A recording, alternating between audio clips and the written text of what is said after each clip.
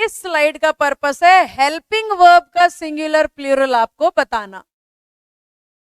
Helping verb का singular plural बड़ा sorted लिख दूंगी, ध्यान से सुनते रहना।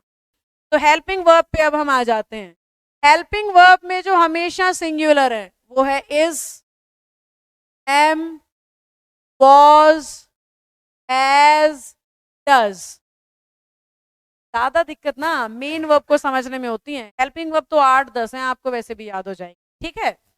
प्लूरल हेल्पिंग वर्ब जो हमेशा प्लूरल रहेंगी, आर, वर, हैव और डू।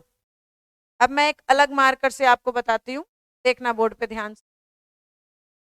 इज और एम का प्लूरल होता है आर, वॉज का प्लूरल होता है वर, हैज का प्लूरल हैव और डज का प्लूरल डू। समझ गए?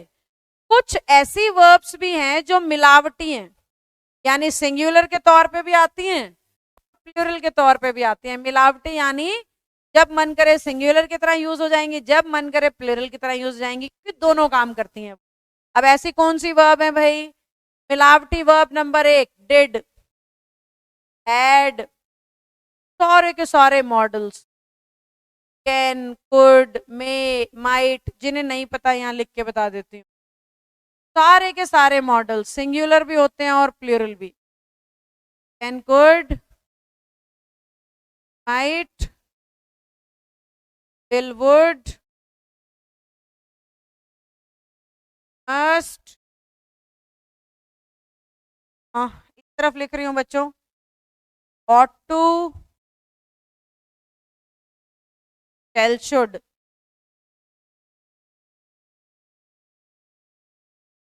ये सारे के सारे मॉडल्स हैं और सारे के सारे मॉडल डिड और हैड सिंगुलर भी होते हैं और प्लूरल भी, यानी कि इन्हें अपने सब्जेक्ट से कोई फर्क नहीं पड़ता, इन्हें हर जगह लगाया जा सकता है। Neha can, Neha and Mohan can, I can, you can, he can, she can, they can, we can. समझ गए? यानी ना तो इसके रूप में कोई परिवर्तन होता है, ना सब्जेक्ट बदलने से इसे कोई फर्क पड़ता है।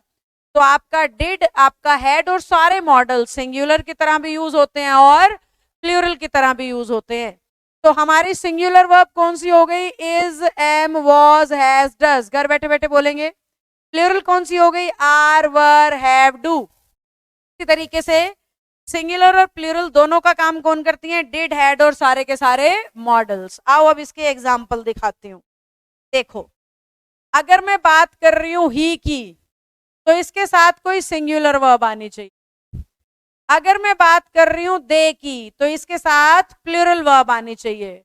कब इज आएगा, कब वॉज आएगा, कब हैज आएगा, कब हैव आएगा, ये जब टेंस पढ़ाऊंगी तब समझाऊंगी आपको। अभी बेसिक वर्ब का ज्ञान दे रही हूं बस, टेंस में और गहराई में हम पढ़ेंगे। अभी हल्का हल्का सा वर्ब के बारे में बताया जा रहा है आपको, ठीक है। तो he is honest, you are dull. समझ गए? इस तरीके से सेंटेंस फॉर्म होता है। तो जब singular subject singular helping verb, जब plural subject plural helping verb, जब singular subject singular helping verb, पीछे करके सुन लेना, चाहे वॉज सिंगुलर था, जब plural subject plural helping verb were plural था। समझे बेटा? यहां तक की बातें आपको बेसिक वर्ब का ज्ञान दे रही हूं जो टेंस समझने में आपकी मदद करे। सीधा टेंस भी कई बार समझ नहीं आता, बेसिक वर्ब के बाद टेंस निश्चित तौर पर समझ में आते हैं। अब क्लास में हम 3 फॉर्म्स ऑफ द वर्ब के बारे में पढ़ेंगे थोड़ा सा, और टेंसेस को शुरू कर देंगे। हर क्लास में एक टेंस एक्सप्लेन करूंगी और उसकी खूब सारी हम प्रैक्टिस करेंगे। इस पूरे कोर्स के दौरान आप बड़े सारे सेंटेंसेस हिंदी से इंग्लिश बनाने वाले हो, जिससे आपका डर और हिचकिचाहट खत्म हो जाएगी। आइए अब मैं इंग्लिश में एक दूसरी चीज से आपको मिलवाती हूँ, जिसे हम कहते हैं एक्सेप्शंस। अभी थोड़ी देर पहले ना मैंने बोर्ड पे यू लिख के इरेज कर दिया था, और मैं सब बताऊंगी पर थोड़ी देर बाद। वो समय अब आ चुका है जब आप यू के बारे में जाने और आई के बारे में जाने। दोनों ना इंग्लिश हैं, ये रूल को समझते ही नहीं, ये अपनी चलाते हैं, जैसे गुंडागर्दी चलाता है ना गुंडा अपनी, तो आई और यू इंग्लिश के सबसे बड़े गुंडे हैं, ये अपनी गुंडागर्दी चलाते हैं और कहते हैं हमें किसी रूल से मतलब नहीं है भाई, हम तो अपने हिसाब से चलेंगे। अब अपने हिसाब से क्या मतलब है, मैं ध्यान से सुन।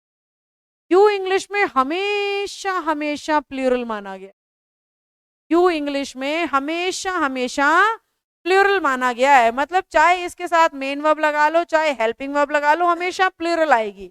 यानी यू के साथ गो आएगा, यू के साथ आर आएगा, यू के साथ हैज लगाएंगे, तो नहीं होगा वो भी बता देती हूँ ना, सिंगुलर नहीं होगा। यू के साथ इज नहीं लगाएंगे, क्योंकि इंग्लिश ने कहा कि यू को तो हमेशा कैसा चलना है, प्लूरल चलना है। यू अपने आप को हमेशा कैसा इस्तेमाल करेगा, प्लूरल, चाहे हेल्पिंग वर्ब लेगा और चाहे मेन वर्ब, चाहे हेल्पिंग वर्ब लेगा चाहे main verb. Helping verb main verb याद है ना, समझाए थे आज की क्लास में। हेल्पिंग वर्ब हो या मेन वर्ब, यू प्लूरल लेगा। आई थोड़ा और बड़ा गुंडा है, आई पता है क्या बोल रहा है, आई बोल रहा है मैं अपने साथ मेन वर्ब तो प्लूरल लूंगा लेकिन हेल्पिंग वर्ब दोनों लूंगा, सिंगुलर भी और प्लूरल भी। आई बोल रहा है मेन वर्ब तो मैं प्लूरल लूंगा लेकिन हेल्पिंग वर्ब मैं दोनों ले सकता हूँ, सिंगुलर भी और प्लूरल भी। हेल्पिंग वर्ब मैं दोनों ले सकता हूँ, सिंगुलर भी और प्लूरल भी। कैसे मैम? आई के साथ सिंगुलर हेल्पिंग वर्ब आती है एम और वॉज, आई के साथ प्लूरल हेल्पिंग वर्ब आती हैं वर, हैव और डू। कहां पे कौन सी लगेगी वो मैं आपको टेंस में सिखाऊंगी, अभी आप वर्ब का बेसिक सीख रहे हो बस। तो आई के साथ मेन वर्ब तो हमेशा प्लूरल, यानी I go, I speak, I write, I dance. यानी कि गोज, स्पीक, राइट्स, डांसेस गलत होगा। आई अपने साथ मेन वर्ब लेगा तो हमेशा प्लूरल लेगा। अब ये मेन वर्ब कैसे है, इनके हिंदी में ना आता है, ये एक्शन है, 5 फॉर्म भी बनती हैं, किसी भी तरीके से पता लग जाएगा मेन वर्ब है। तो आई के साथ मेन वर्ब तो आएगी प्लूरल और हेल्पिंग वर्ब दोनों। आई एम अ टीचर ना, I have to do this, I don't know you, इस तरीके से। तो आई के साथ हेल्पिंग वर्ब लगेगा तो सिंगुलर और प्लूरल दोनों तरीके का इस्तेमाल होगा। आई के साथ वर्ब तब लगता है बच्चों जब हम कुछ काल्पनिक बात कर रहे होते हैं, इमेजिनेशन में जा रहे होते हैं। I wish I were a king, I wish I were a bird, काश मैं पक्षी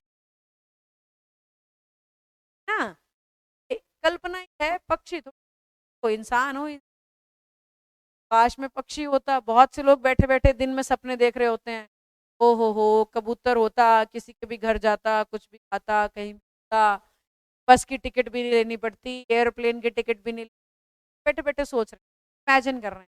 I wish I were a bird, वो फीलिंग, पंछी, फिर वो वाली फीलिंग असली में थोड़ी हो सकता है, कल्पना है। जब हम कल्पना करते हैं तब हम वर लगा, वर का मतलब ही इमेजिनरी वर्ब होता है, हमेशा किसको दिखाएगा, कल्पना को दिखाएगा। और वॉज कब आएगा, पास्ट के सिंगुलर में। देखो मैं गहराई में चली नहीं जाना, टेंस में बताऊंगी कहाँ पे क्या, फिलहाल बस इतना समझ लो। आई के साथ मेन वर्ब हमेशा प्लूरल, हेल्पिंग वर्ब सिंगुलर भी लग सकता है और प्लूरल भी। ये 2 हमेशा सिंगुलर फॉर्म की यूज होती हैं, ये 3 हमेशा प्लूरल फॉर्म की यूज होती हैं। एक बात और बताऊं, ध्यान से सुनना, नोट हो जाएगा ये, नोट में नोट कर लो इसको आप।